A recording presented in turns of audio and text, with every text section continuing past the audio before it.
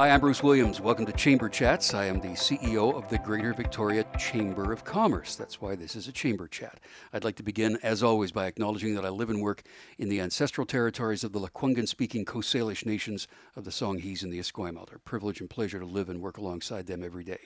This Chamber Chat is made possible by the support of Island Savings, a division of First West Credit Union, and by Seaspan Victoria Shipyard, which is located in Esquimalt. Speaking of Esquimalt, so when you talk about someplace on the world, where are you from? Oh, I'm from Victoria. And everybody knows Victoria. But I would tell you that probably the second most familiar name in this region is Esquimalt. The reason being CFB Esquimalt and the number of military personnel that have called this home for a long period of time. It's a wonderful place, Esquimalt. They are a member of the Greater Victoria Chamber of Commerce, and I'm joined today by Mayor Barb Desjardins to talk about Esquimalt. Mayor, how are you? And thank you for being here. I'm very well, Bruce, and thank you so much for the offer. So there's kind of a transformation going on. There's diversity in business and industry and housing and culture underway in Esquimalt. It's a very exciting time. Tell me about that. This is a very deliberate process that councils over the last 12 years have moved forward. Uh, about 12 years ago, we had a shrinking population, no business attraction, and no development. And so we set about trying to figure out what we needed to do to make those changes. We had conversations with those in the know, UDI, chambers, those sorts of things. And then we moved forward with an economic development plan. And that was made up of a sort of a SWOT analysis by all sectors of the community that pulled together and gave us some input. And since then, what we've done is worked with South Island Prosperity Project and moved that economic development plan even further forward. So the whole mechanism was around what did we need to do to create a catalyst for change. That is a roadmap that we've used, the economic development strategy. And with it, we've developed policies that helped incentivize, such as the revitalization tax bylaw. We discovered or did a study on whether development cost charges were applicable in Esquimalt, and they're not. What we were made aware of is that developers weren't aware of all of the good reasons why they should come to Esquimalt. So over the years, we have steadily looked to increase growth in Esquimalt because we know if we increase the people, we'll be able to increase the commercials and the services to provide to the community. But Esquimalt at its heart is not going to change. It's going to stay as the same place. You're just going to kind of enhance and transform what's already there. Because you're always going to hear people saying, "No, I like the old Esquimalt. Don't change it." No, that's not going to happen. No, and the other thing that we did really encourage were community groups to come out and start bring forward their ideas on events. And so we've kind of become this cultural event center for the region. When you think of things like, we always had Buccaneer Days, that's our special weekend. But we now have Rib Fest that brings people from all over the region. We have one of the best farmers markets, and we have the Township Community Arts Council and Celebration of Lights. And these events go on and on. Most of them are free, and they attract not only residents to come together and, as you said, bring that heart of that community and come together, but it attracts people from all over the region. And that has helped us, all of those things come forward and help us to market ourselves out to the bigger picture, greater region, but also further away than that. And it is paying dividends. And you're right, it is a great farmer's market because Amanda and I go there, and I've seen you there, so we know how good it is. Some of the transformation has happened right in the core of the municipality, Mayor. The town centre is quite an achievement. I know that the Old English Inn, sort of a couple of streets over and around the corner, that development also underway. Let's talk about those two things for a sec. Sure. Well, we knew in our economic development strategy that we had to attract developers. And one of the things we also knew is that we have a lot of municipal land that is very close to the center of town, within walking distance of the plaza, of all of the amenities that one might want. And so we looked out for a partner that would take some of these municipal lands and work with us to create a vision and then implement it. And of course, what I'm talking about is the Esquimalt Town Square, which has commercial space, it has rental housing, it has condominium housing, and it has a brand new enlarged library space and significant new office space. And we are already seeing the change in the community. This is a gathering place. The market has come back and it is working out of the town square. So it's creating this really great, vibrant vibe. And there's a coffee shop in there. And of course, everybody's gathering and bringing their dogs. And it really is, if you had looked at our community 5 years ago and you look at our community now, the difference is incredible just from that project. The English Inn is by the same developer, Aragon.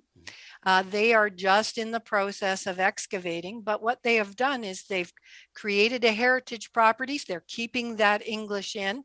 It will be called Rosemead, and it will be used for events like weddings and small conferences. And within that property, we have allowed development 6 stories high. It is again ownership, so condominium.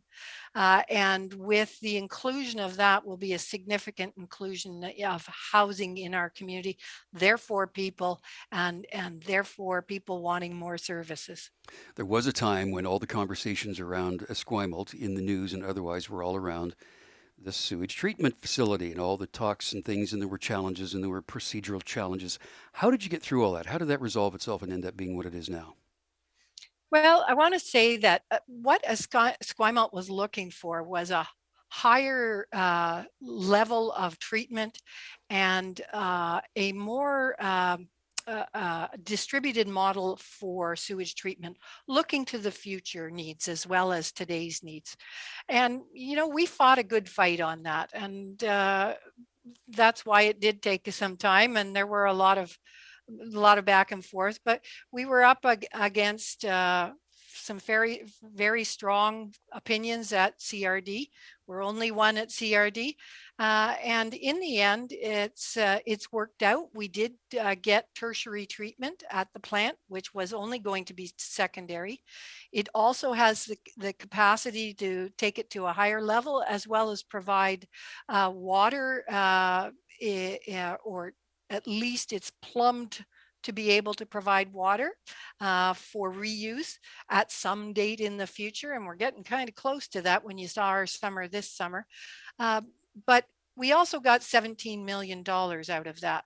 And a community our size with that kind of funding, it has been as well as town square, it has been a catalyst for change.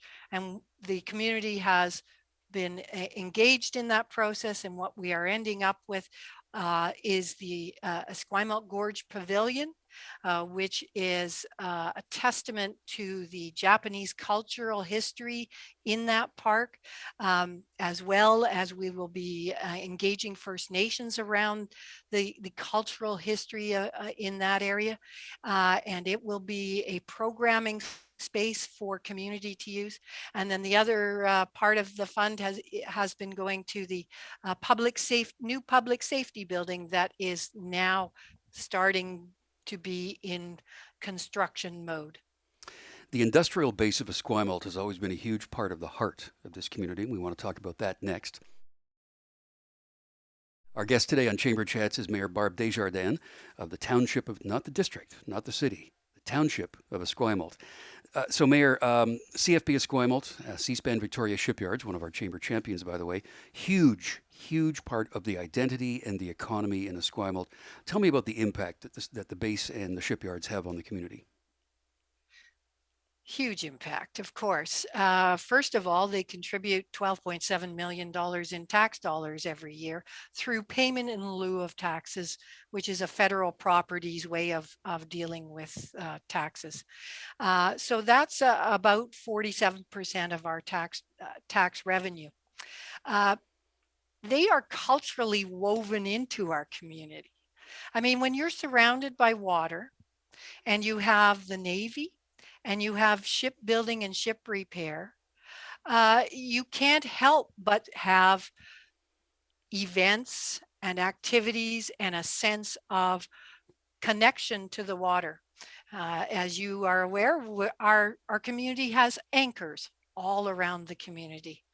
The people of the Navy and C-SPAN are incredibly generous with their time. They contribute to our community through um, their volunteerism. You see impact of their being here through us having the francophone schools of the region because of the significant number of francophone people in the Navy. And we value the partnership we have with them. We went to bat with the graving dock and C-SPAN over getting the ship procurement strategy. And we support the Navy in whatever way we can in terms of their activities, helping out with their centennial. And those partnerships pay back. We know that we have many good members of the Navy living in our community, and when they go away on deployment, we're here to look after their families as well. And I think that's a large part of the heart of our community and that real sense of community. Yeah, the stability within the regional economy, let alone Esquimalt, provided by both the base and C-SPAN, is quite remarkable. But at the same time, when you're doing your economic impact study in your community plans, you have to build diversity into that so that all of your eggs don't live in those two baskets. Tell me about that diversity plan a little bit. Well, we are at this fall, we will be having an economic development service. And so coming out of the studies that we've done, the plan that we developed in terms of economic development and the work that we did with SIP, the next step is continuing to add commercial as well as retail space, but it's also marketing and speaking with business owners and getting the word out that Esquimalt is open for your business to come here. And what is it that you need and what is it we can provide to you? And as I said, we've set up out policies that will help encourage growth and sustainable business practices. Um, there's also diversity in terms of the secondary businesses and industries around those two major employers. So, we have services like doctors that are required for in the area, medical services, professional services, as well as the support services to the ship building strategy that other major companies have come in and moved into Esquimalt. Yeah, and you've got sort of Navy partners like Babcock are there too. And when we talk about this, again, this industrial heart, the base that's always been there, people identify that with Esquimalt. Oh, that's the industrial area. That's where Viewfield Road is and all that stuff. But there are misconceptions about Esquimalt, right? It can't be judged by its history of industry alone. What are some of the misconceptions you hear about life in Esquimalt? Well, I go back to the economic development strategy once more. And part of that was finding out what was missing. And what we heard was very clearly that the community had a reputation of perhaps being an older community, a poorer demographic, and an area where there would be more crime. Those things, if if they even had truth in the past, certainly don't hold any truth now. Given the changes that are occurring with our community, we have young families moving in. As you know, the real estate market here is booming, and it is of significant value.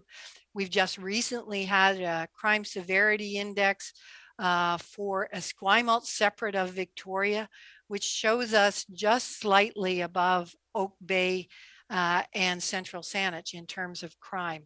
And so that all of those myths have been dispelled.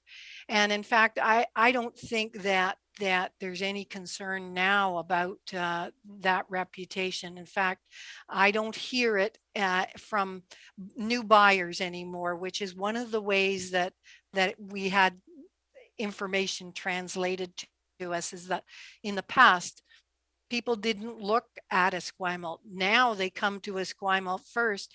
And when I go out and meet new residents, what they say is, we wanted Esquimalt because we had that sense of community. We felt like we belonged immediately. I always find it funny when people think that declaring a region to be blue collar is a bad thing. I've lived in blue collar communities my entire life, and as you pointed out, that's the basis of the tax base that creates the life that everyone enjoys. We are speaking today with Mayor Barb Desjardins of the township of Esquimalt, and of course the name Esquimalt goes back many, many, many, many, many generations. I want to talk about that next. Chamber chats today all about Esquimalt with Esquimalt Mayor Barb Desjardins. The Esquimalt Nation are a member. You work in relationship and in lockstep with them all the time. Talk with me a little bit about that relationship, Mayor. Yes, we are very good neighbors with both Esquimalt and Songhees First Nation. And in fact, they own land in Esquimalt and run businesses on those properties. Uh, as well as that, we work closely with them in terms of communications. We help push out any of their communications so that we're reaching out to a broader audience for them. And there have been many instances where we've come together over conversations around governance, those sorts of things. So I feel that we have a good relationship with both Songhees and Esquimalt First Nation.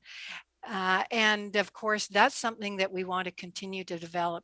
We've got a number of initiatives that we're looking for First Nation knowledge around the areas of significance in our community, as well as we have a few art projects that we need to move forward. So we've been reaching out to both nations for their guidance, and we will continue to do that. And when and if we can all get together again beyond COVID, we also like to have council to council meetings over dinners and review and help each other in terms of understanding what communities are doing and how they can help each other. Your enthusiasm for the role of mayor has always been very apparent. You don't hide that at all.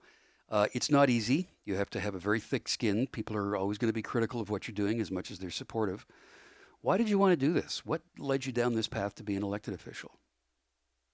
Well, I started out in my professional capacity as a physiotherapist, going to government and trying to explain what the challenges were of being a physiotherapist in private practice.